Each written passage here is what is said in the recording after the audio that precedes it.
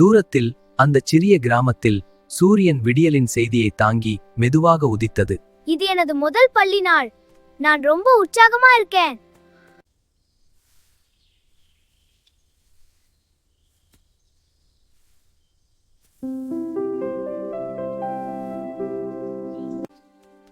அம்மா, நான் பள்ளிக்கு செல்கிறேன். மகனே, இந்த உணவு பெட்டியை வைத்துக்கொள். நன்றி அம்மா. பள்ளியில் கவனமாக இரு.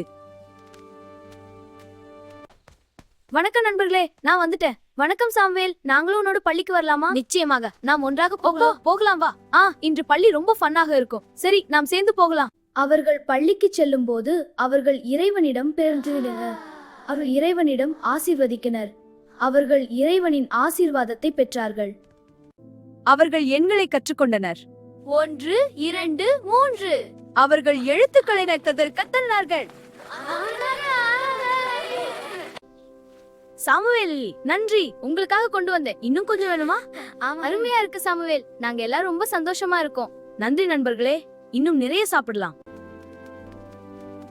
சாமுவேல், வீட்டுக்கு வா. அம்மா, நான் வந்து விட்டேன்.